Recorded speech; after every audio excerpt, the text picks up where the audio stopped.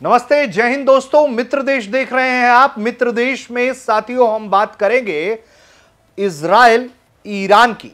दरअसल भारत के ये दोनों ही मित्र हैं और इनके बीच जारी युद्ध को हमें करीब से देखना और समझना चाहिए और उससे कुछ सबक लेने चाहिए पूरी दुनिया को, सिर्फ भारत को ही नहीं। क्यों, कैसे, इस पर बात करेंगे। नमस्ते, मैं हूं ऋषि राज। तो चलिए दोस्तों वीडियो की शुरुआत करते हैं और सबसे पहले बताते हैं कि ईरान इजराइल में क्या हुआ है। होता यह था आमतौर पर कि इजराइल हमले करता था उन इलाकों पर जिनका बहुत बढ़िया एयर डिफेंस नहीं था, तो उन्हें अच्छा खासा नुकसान होता था। हमने देखा है कि किस तरह से फिलिस्तीन में गजा के इलाके में खास तौर पर बिल्कुल समतल मैदान खड़े हो गए हैं इजराइल की कार्रवाई के बाद, जबकि लेबनान में भी इस तरह के हमले हुए, बेरूत में भी कई स्ट्राइक्स हुए।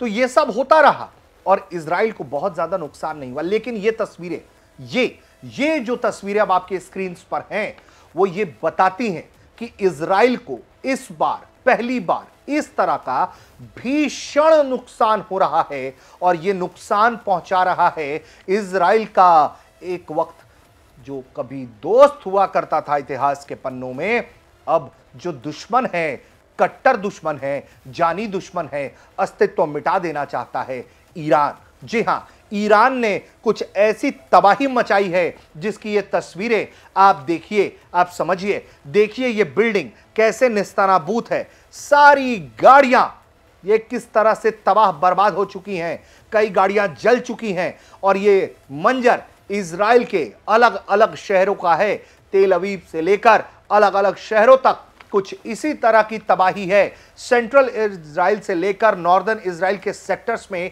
ये जो तबाही मचाई है ईरान के मिसाइलों ने, बैलिस्टिक मिसाइलों ने, कि देखिए किस तरह से पूरे की पूरी बिल्डिंग जमींदोज है, कभी एक हिस्सा भरभरा कर नीचे गिरा हुआ है और ऐसे ये पूरा मलबा इसी तरह से इजराइल के कई सड़कों पर पड़ा हुआ है। परेशान करने वाली तस्वीरें, हैरान करने वाली तस्वीरें, और ईरान कहीं ना कहीं अपनी ताकत दिखाता हुआ। ऐसा नहीं है कि ईरान में तबाही नहीं हुई है, ईरान को भी नुकसान हुआ है, लेकिन इजराइल का यह नुकसान पूरी दुनिया देख रही है, क्योंकि जिस तरह से इजराइल इसके पहले तक सैन्य कार्रवाई करता रहा तो उसे बहुत छिटपुट नुकसान झेलने को रहे हैं। लेकिन इस बार यह नुकसान बड़ा है, भीषण है और इजराइल की आत्मा पर है। यही वजह है कि ये जो तस्वीरें आपके सामने आई हैं, जहां लगातार ये तबाही त्रासदी की तस्वीरें और एक के बाद एक मौत का बढ़ता आंकड़ा, सब कुछ इजराइल को इस वक्त झकझोर रहा है। इजराइल में तकरीबन 24 से अधिक मौतें हो चुकी हैं, 300 से अधिक लोग घायल बताए जा रहे हैं। ईरान ने अब तक 300 से ज्यादा मिसाइलें फायर की हैं इजराइल की तरफ। बताया यह जा रहा है कि तकरीबन 350 से ज्यादा ये मिसाइलें इजराइल पर मारी गई हैं और इसमें लगातार इजराइल को नुकसान हो रहा है ईरान के हमले में। उसका आयरन डोम, उसका डिफेंस सिस्टम लगातार मजबूती से काम कर रहा है, लेकिन सारे इंटरसेप्शंस नहीं कर पा रहा है। सारे इंटरसेप्शंस नहीं होने के कारण एक ये नया पैटर्न बनकर उभर रहा है, जहां अत्यधिक मात्रा में आप एक बार में अटैक करते हैं तो कुछ ना कुछ मिसाइलें रह जाती हैं जिन्हें इंटरसेप्ट नहीं कर पाते हैं, बहुत तेज आती हैं और वो फिर कुछ इस तरह से तबाही मचा रही हैं इजराइल के अंदर। तो ये तस्वीरें इजराइल को परेशान करने वाली। दूसरी तरफ ईरान को भी भारी नुकसान है, क्योंकि उसकी पूरी टॉप लीडरशिप को इजराइल ने साफ कर दिया पहले दिन के स्ट्राइक में। उसके बाद से लगातार उसके तेल ठिकाने, न्यूक्लियर साइट्स को लेकर खबरें आ रही हैं, जहां भारी तबाही मचाई गई है। अभी भी लगातार उसके न्यूक्लियर साइंटिस्ट को मारा जा रहा है, क्योंकि इजराइल का कहना है कि अगर हम 1 साल और इंतजार कर लेते, 1 साल बैठ जाते, तो ईरान के पास 9 न्यूक्लियर हथियार होते और तकरीबन 8000 बैलिस्टिक मिसाइलें। तो ऐसे में यह कार्रवाई की गई है क्योंकि इजराइल को अपने अस्तित्व को बचाना है और इसका खतरा है। तो एक सिनेरियो यह है तबाही और त्रासदी की। दूसरी तरफ चलते हैं तो भारत क्या कह रहा है, रशिया क्या कह रहा है, दूसरे देश क्या कह रहे हैं। तो भारत के प्रधानमंत्री ने साइप्रस के दौरे के दौरान एक बयान दिया। बयान में वो कहते हैं कि दोस्तों, साथियों, रुक जाइए, ये वक्त युद्ध का नहीं है, शांति से बैठकर हल तलाशा जा सकता है, बातचीत की जा सकती है। तो पीएम मोदी ये आग्रह कर रहे हैं दोनों ही देशों से, जो भारत के दोनों ही मित्र देश हैं। उन्होंने कहा है कि जो मौजूदा कॉन्फ्लिक्ट जारी है उसको लेकर हम चिंतित हैं जो वेस्ट एशिया और यूरोप में हो रहा है।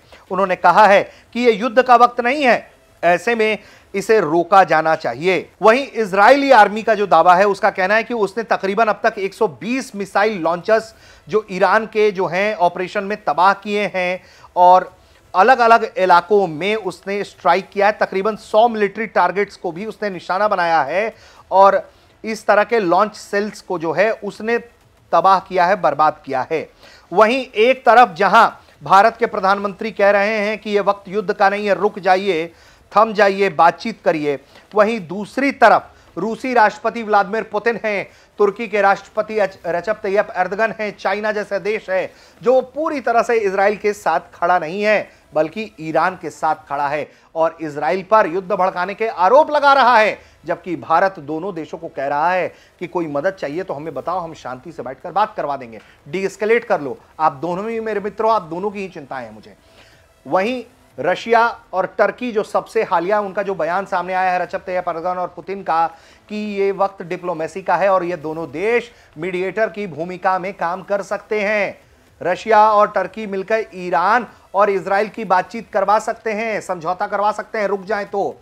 वहीं सबसे बड़ा खिलाड़ी सबक क्या लेना चाहिए? सबक ये लेना चाहिए अमेरिका को लेकर। अमेरिकी राष्ट्रपति डोनाल्ड ट्रंप अमेरिका इजराइल की रक्षा सुरक्षा की कस्में खाता था, वादे करता था कि आपको आंच नहीं आने देंगे। और आज के दौर में अब देखिए कैसे पहले अमेरिका कहता है कि हमें इस हमले की जानकारी नहीं थी, उसके बाद कहता है हमारा हाथ नहीं था, अब उसके बाद ट्रंप कहते हैं कि अरे आप दोनों ट्रेड करिए ना, ट्रेड करिए, बातचीत के मसले को हम ऐसे सुलझा सकते हैं कि हम ट्रेड कर सकते हैं। ट्रेड के जरिए, बातचीत के जरिए ट्रंप कह रहे हैं कि समझौता कर लो, शांति कर लो। वहीं दूसरी तरफ अमेरिका मिलिट्रीली क्या कर रहा है? कुछ खास नहीं कर रहा है, कुछ अपने युद्धपोत मूव कर रहा है। जो मरीन ट्रैफिक देखने वाली शिप ट्रैकिंग वेबसाइट है मरीन ट्रैफिक, उसने एक जानकारी दी है कि अमेरिकी एयरक्राफ्ट कैरियर यूएसएस निमित्ज जो है वो दक्षिण चीन सागर से पश्चिम की ओर बढ़ते हुए नजर आया है। निमित्ज कैरियर का मूवमेंट ऐसे वक्त में है जब वियतनाम के डनांग शहर में होने वाली इसकी निर्धारित पोर्ट कॉल के लिए स्वागत समारोह को रद्द किया गया है और इसे मिडिल ईस्ट की तरफ जाता हुआ देखा जा रहा है। इसी तरह से कुछ और भी मूवमेंट्स अमेरिका की तरफ से देखने को मिल रहे हैं। वहीं अमेरिकी राष्ट्रपति डोनाल्ड ट्रंप कहते हैं कि हम चाहते थे कि बातचीत हो जाए। उन्होंने कहा कि उन्हें उम्मीद है कि इजराइल और ईरान में शांति हो जाएगी, लेकिन साथ ही साथ वो ये अब कहते हैं कि कभी कभी आपको अंत तक लड़ना पड़ता है। तो एक तरफ से अमेरिका ने साफ तौर पर यह इशारा कर दिया है कि लगता है कि शांति नहीं होगी और यह युद्ध लंबा चलेगा। और अब तक बीते 4-5 दिनों में जो हालात बने, जो एक दूसरे पर मिसाइलों का लेन देन हो रहा है हमले के जरिए, उसमें अमेरिका बहुत बड़ी भूमिका में नजर नहीं आ रहा है, इजराइल के प्रोटेक्टी के रूप में नजर नहीं आ रहा है, इजराइल को लेकर अग्रेसिव अप्रोच लेता हुआ नजर नहीं आ रहा है। तो ऐसे में अमेरिका की भूमिका पर संशय है। और जिस तरह से भारत पाकिस्तान के वक्त भी अमेरिका का रुख देखने को मिला, पाकिस्तान के लिए एक सॉफ्ट कॉर्नर देखने को मिला। कुछ और दुश्मन एक्सपोज हुए जैसे अजरबैजान, जैसे टर्की, जैसे चाइना। तो भारत सबक सीखा कि ऐसे लोगों पर यकीन नहीं करना है, ऐसे लोगों की दवाई करनी है और एक लॉन्ग टर्म प्लान तैयार करना है जिससे भारत खुद ब खुद अपने आप को सशक्त रख पाए और अमेरिका जैसे देशों पर बिल्कुल भी चेक एंड बैलेंस की नीति के अलावा कोई और नीति ना हो, कोई आंख बंद कर भरोसा नहीं हो। क्योंकि अमेरिका कभी भी आपका all time all weather friend नहीं हो सकता है। क्योंकि अमेरिका जो करता है, जो राष्ट्रपति ट्रंप कह रहे हैं, दे डू बिजनेस करते हैं ये लोग, व्यापार करिएगा दोस्त हैं, व्यापार नहीं करिएगा तो दोस्त नहीं है, दबाव बनाएंगे व्यापार करने के लिए। तो ये सबक है और ये सबक हर किसी को लेना चाहिए, तमाम भारत के मित्र देशों को, भारत को भी लेना चाहिए। इसके अलावा जो ईरान के इस्लामिक रिवोल्यूशनरी गार्ड कॉर्प्स के ग्राउंड फोर्सेस हैं, उनका कहना है, जो मोहम्मद पाकपौर हैं, वो कहते हैं कि ईरान अपना मिलिट्री ऑपरेशन इजराइल के खिलाफ जारी रखेगा। अगर इजराइल ये हमले रोक भी देता है तो हम अंत तक ये करते रहेंगे। जो वहां की स्टेट मीडिया है वो ये बात कह रही है। इसके अलावा इजराइल के पूर्व प्रधानमंत्री हैं नेफ्ताली बेनेट, वो कहते हैं ईरान के लोगों को संबोधित करते हुए सोशल मीडिया एक्स पर कि ईरान के लोगों का जो दुश्मन है वो इजराइल नहीं है, ये आपका जो करप्ट रिजीम है वो सच में आपका दुश्मन है। वो ईरान के लोगों से गुजारिश कर रहे हैं कि इजराइल का दुश्मन ईरान के लोग नहीं है, आपका ये वक्त है, आप एक्ट करिए, अपनी सरकार के खिलाफ आवाज उठाइए, सड़कों पर उतर आइए। तो एक तरफ रिवॉल्ट की बात हो रही है, दूसरी तरफ ये परिस्थिति है जहां एक दूसरे को मारकर तबाह कर देने की तैयारी है। वहीं लगातार तेहरान को खाली करने के लिए भी इजरायली जो रक्षा मंत्री हैं वो बयान दे रहे हैं। भारत भी ईरान के अंदर ही कुछ लोगों को मूव कर रहा है, कुछ लोगों को ठीक कर रहा है ताकि अपने लोगों को सुरक्षित निकाल पाए, कुछ जगहों पर सेफ प्लेसेस पर रख पाए अपने बच्चों को, अपने छात्रों को।